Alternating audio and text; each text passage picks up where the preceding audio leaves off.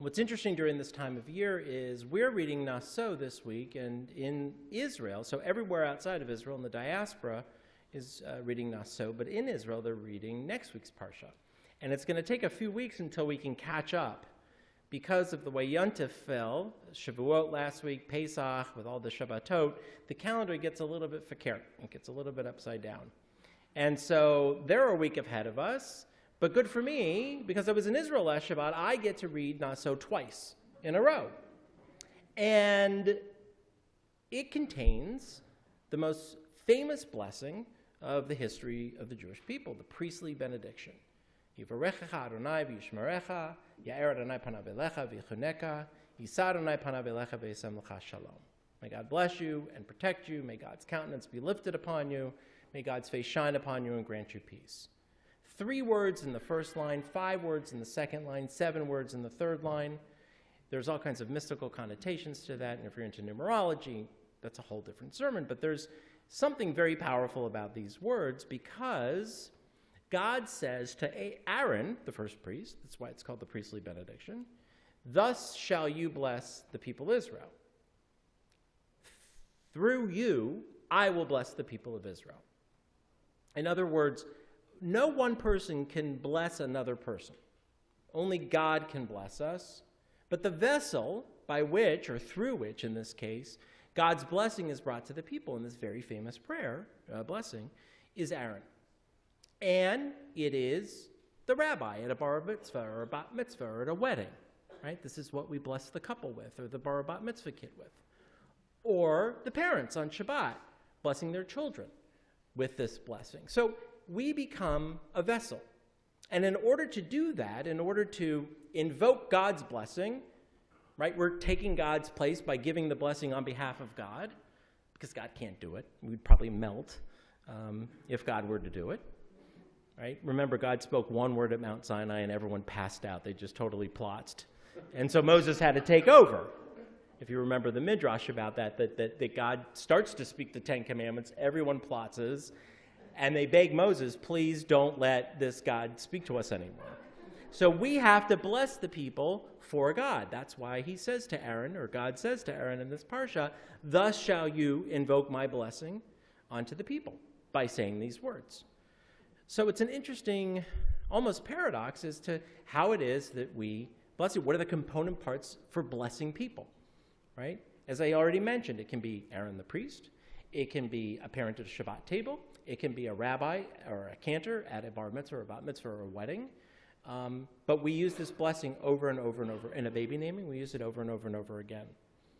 So one of the component parts that we learn from the Midrash and from the Talmud specifically about this is, in order to do it, you have to show up.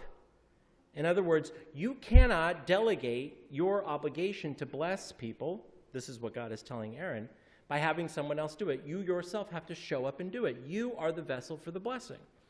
Now, one of the things that's gone on, and I've mentioned this to you guys before, is that the rabbis, let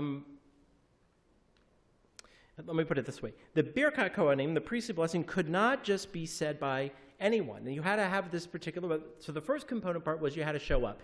The second component part is it had to be said by the person who was blessing the other person. In other words, the priestly blessing was, even today in some synagogues, it's done by Kohanim specifically, by the priests specifically. There are conservative, more Orthodox synagogues where the priests get up. My dad's making the hand gesture because we're Kohanim.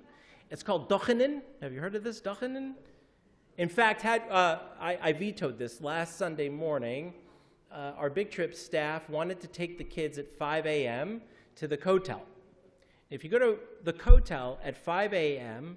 on Shavuot morning, Passover morning, first day, Yontif, or Sukkot morning, you'll see about 20,000 Jews there, mostly black hat Jews. And on the front part of the kotel, facing right up against the wall, but facing out towards the congregation, all the Kohanim line up, do their little thing with the Spock move over here. Leonard Nimoy got this from the Torah, by the way. He did, I'm not joking. And they bless the people. It's a big deal. It's a big deal. So I thought to myself, 5 a.m., our campers, 20,000 Jews, no. We're going to go at midnight, which is what we did, to see the pre-festive festivities, but I have no interest in having campers amongst 20,000 Jews at the wall, even though it's kind of a cool thing to see. So I got to, in my 48 hours in Israel, I already got to veto the staff at least once. But the second time was I forced them all to take 3 hours off on Sunday afternoon when they were not happy about it. But and then, of course, they all wanted to know if they could have wine. Randy wanted beer. He wanted a beer. I said, no beer. Anyway, back to the story.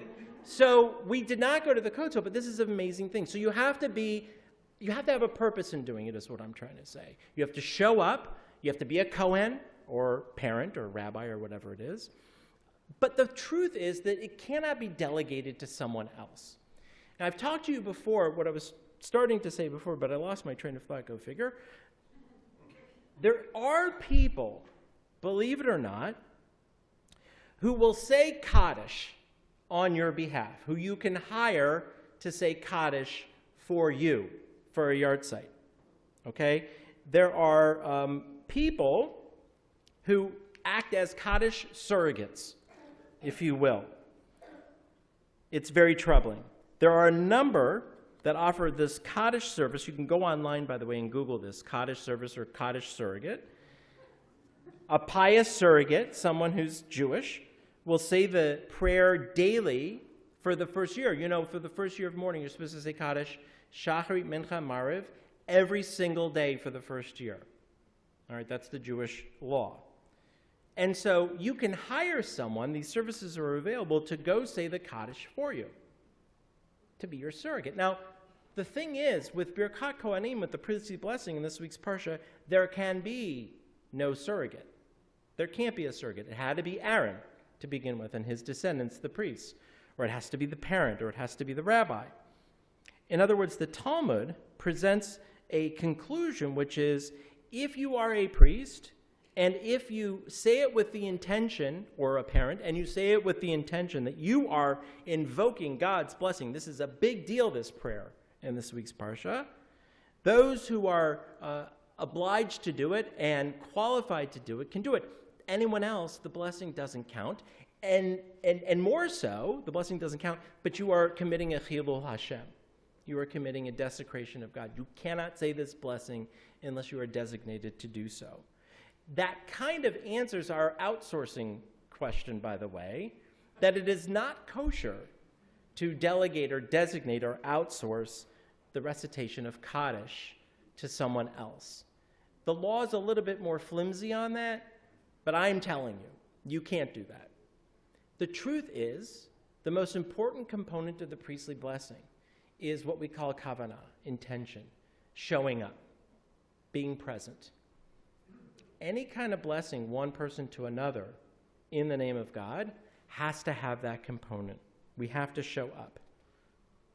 And one of the things that I've realized in these last several days, and I told the Big Trip campers this last Shabbat, is that in our society, because of technology, because of virtual showing up, because of text messaging and Snapchatting and Facebooking, we've stopped showing up.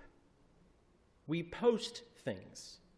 We post condolences to friends who've lost a loved one. We post or write a Instagram message with a picture on it to share a mazel with someone who's had a baby. We don't show up. We don't make the trip to the East Coast or the West Coast or the North Coast or the South to be with someone for a bar bat mitzvah or a wedding or a baby naming or, God forbid, a funeral. We don't do it. It's too inconvenient for us. We don't show up. We don't even pick up a phone so that they can hear our voice when we share condolences. And what I told to the kids was that I came to Israel for 48 hours. I traveled more hours than I was actually on the ground because I wanted them to understand that this is what Jews do. We show up. This wasn't about me. It was about them. It was also because the shoulders from some incredible place of strength told me to go there and tell the kids to stay there and finish their trip. Maya's parents said, you go tell them. Who am I to say no? Got a plane ticket and I went. And so I said to the kids, you may be like thinking, oh, great, the rabbi showed up. And yes, it was a very decent gesture. But I said, I didn't do it for me. I did it because this is what Jews do. We show up. We have to stop thinking that a text message and a Facebook post and an email is good enough. It's not. It's not even close. The effort may be there, and the desire may be there, and sincerity may be there, but it's no different than hiring a surrogate to say Kaddish for you. Our loved ones deserve better. Our friends deserve better. Moses, Aaron, Miriam, constantly in these parshiot teach us of the value of showing up and being present and having kavanah. I also told the campers that their lives would never be the same. And at a very young age, they were going to learn a lesson that most adults don't get. And that message is that we need each other. Look at what happened in Orlando earlier this week. Tragedy beyond tragedy beyond tragedy. And look at who showed up. Look at the outpouring of love and compassion, of the hugs and the kisses. If you look at the interviews on television from the survivors and their families, you get to see what pure love looks like because people showed up. They were there for each other. They didn't post it on Facebook. It's very nice to say, thinking about Orlando or thinking about Paris or thinking, these are nice things to do. I'm not saying there's anything wrong with that, but nothing replaces human-to-human physical contact and interaction. And in Orlando this week, there was massive healing because their community showed up. Tragedies have always happened and will always happen. How we deal with those tragedies is really up to us. We have received this week tremendous strength, not only from the Shoulder family, but from our congregation. How can we possibly get through a week like this where one of our teens dies on a trip that we sanction? How do we get through a week where we see what happens in Orlando, where we lose a loved one? Our community is mourning, not just sad. We are in the depths of mourning. As a community, people who didn't even know Maya, showing up for Shiva. That's what it means to be a blessing and to give a blessing. That's what this Parsha is all about. And so on this Shabbat, with hope and with love and with compassion, I want to offer this blessing to all of us for showing up, for being present, for each other, for our families, for treating each other with dignity and grace and a sense of community. The power of community that will enable us, all of us, to get through this because we're together.